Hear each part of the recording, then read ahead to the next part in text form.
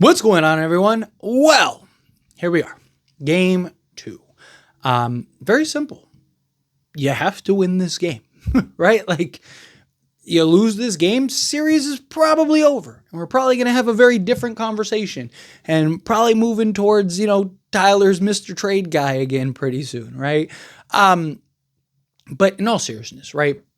Look, you dust yourself off. You take it on the chin. You take the L in the loss. You tip your cap to Minnesota, and you win this game. It's that simple. And then you go to Minnie, and you steal a game in Minnesota. Ideally, 2 would be nice, but, take it a game at a time. That's all you can do. You took an L in the first game. It happens, right? Lakers did it in 2020. LeBron is notorious for losing game 1s. It's not the be-all, end-all. Lakers are still fine. I still trust them to win this series, right? It's a lot of, you got to win 4 times, right? Until it's over 4 times, it's not over, right? But you don't want to get too far behind the 8 ball. All of a sudden, you're down 0-2. It's a very different series, right? Very different conversation, very different scenario, right? Now, I know last season, right, Denver lost, went down 0-2 and then ended up winning 2 in Minnesota and all that stuff. And then that ended up going game 7. And then Minnesota came back down 20, right? But we're also not Denver 1. 2, Minnesota, you got to imagine, has learned from some of those mistakes. And, that was their first year. Now they have experience. And it's not the same scenario. It's also not last year. It's also not the same teams. It's also not the same circumstances. Just a lot, right? And for you to go down 0-2 at home and then to go on the road, it's just, again, it's never over till it's over. So even then, I'm not going to be like, oh yeah, it's a wrap. But again, we're having a very different conversation. So to me, it's very simple. This is a must-win, absolute must-win game 2. And guys need to show up and play better, right?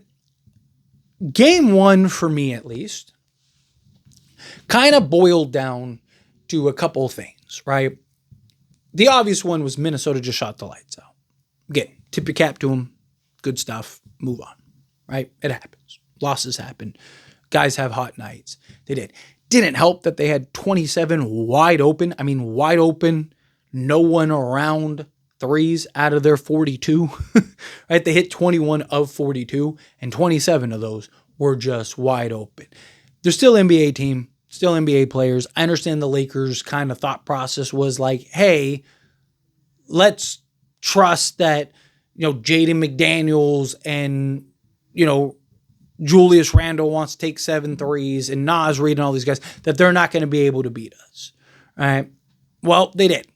Now, Jaden McDaniels, the rest of the playoffs, he might not hit 25 points. You could let Minnesota have a 3-point contest by themselves, and they might not go 21 of 42. But you still have to contest and challenge and respect the 3, right? Because, again, things can get out of hand pretty quickly. But my biggest thing was the Lakers' lack of performance and effort, overcompensating for the lack of interior size, and the offense not being where you need it to be. And that's on LeBron, Reeves, and, Rui and Dorian and all these other guys, right? You look at the first quarter of game 1, Lakers are up 7. Why? Luka Doncic gives you 20. Rui hit 2 threes. Gabe Vincent hit a 3, right? Like, guys were hitting shots. Offense is cooking, offense clicking, right? We jump out, what was it, like a 9-2 lead or whatever. They kind of come back a little bit, and then we kind of created some separation, and then the quarter ends, we're up 7, feeling good, going into that second quarter. And then the sky came falling down, right? Luka goes to the bench. He sits basically half the quarter, and the Minnesota Timberwolves proceeded by going on a 26-6 run. You're not winning very many games that way, right? Obviously, 20-point leads and 20-point swings happen a lot now in the NBA, particularly because of the 3-point shot and the 3-point ball. But the Lakers aren't so good from 3 that they can just get in 20-point holes and all that stuff. It's not the Lakers game. And you saw Minnesota kind of jump out on the Lakers, and they just never looked back, right? They did it. They made sure that they kept the lead, and whenever Lakers got even a little bit of traction, squashed it. Lakers weren't able to get stops.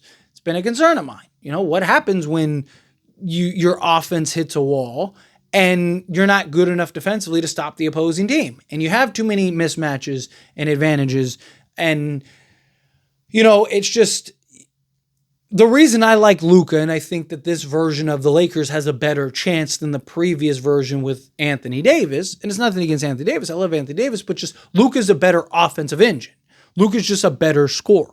And, we saw even with Anthony Davis, the Lakers' defensive concerns were still a concern, and teams just jacked up threes and they did those things. And, but Luka can kind of balance out some of those things and can get hot, take over a game. But you still need Reeves and LeBron to hold up their end of the offensive side of things. You also need other guys. You need Rui Hachimura and Dorian Finney-Smith and Gabe Vincent and all these other guys to knock down shots and hit the three ball and stuff. But really, you need LeBron and Austin Reeves to be LeBron and Austin Reeves. We always knew 80 to 90 points a night were going to come from those three guys. Like that. Luka's going to go give you 30 to 40. LeBron's going to give you, 20 to 30. And Reeves is going to give you 20 to 30. Right? So you're going to get probably 80 points on a nightly basis from those three. But when you don't, and the offense dries up, and now Luka's on the bench, and you have LeBron and Reeves out there who are supposed to, like, hey, this is your time to shine, make it happen, and they don't, and Minnesota's able to score, and you can't stop them, and all of a sudden you look up and you're down 18, right? That's how it goes. So Lakers have to do a better job in general across the board. But to me, a lot of it was just,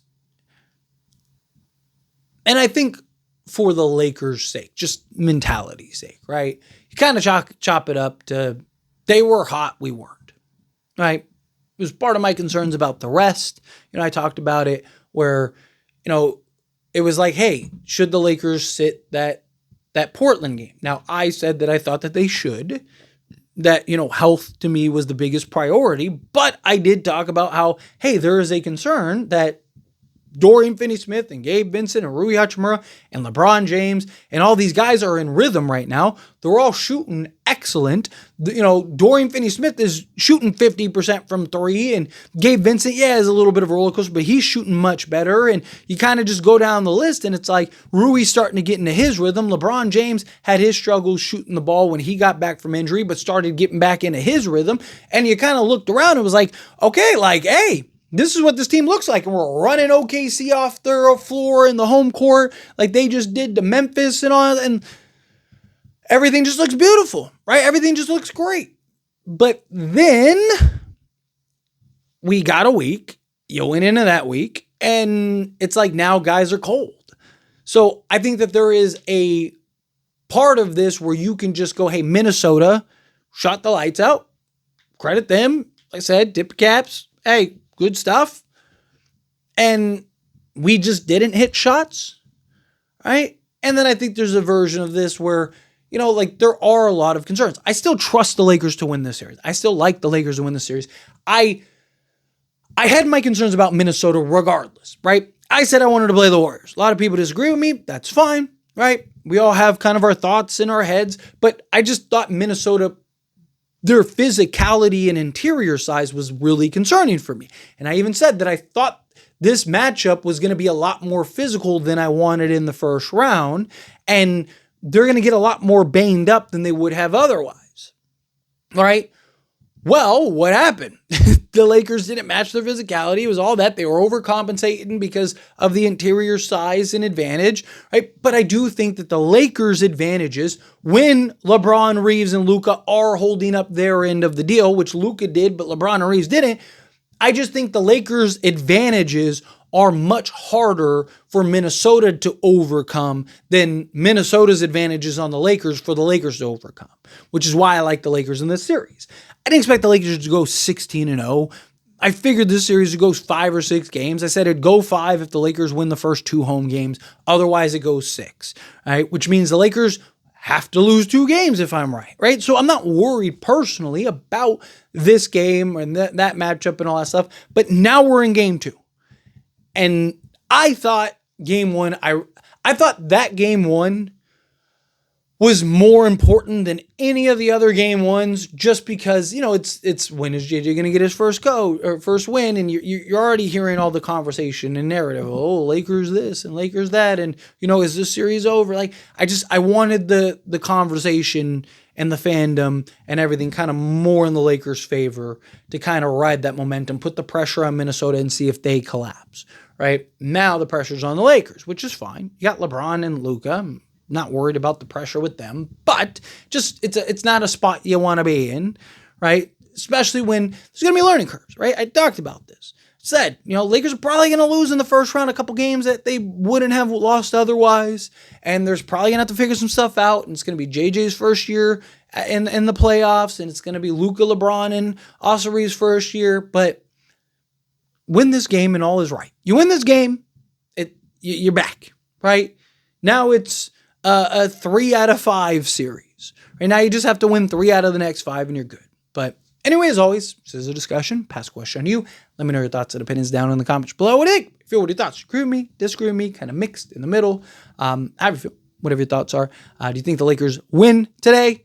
Let me know down in the comments. That being said, if you haven't liked this video, hit that like button. Helps me out. We enjoy these types of videos and I truly appreciate it. Not subscribe to the channel, hit that subscribe button, turn on the bell notifications. Appreciate y'all. See you in the next one. Thank you.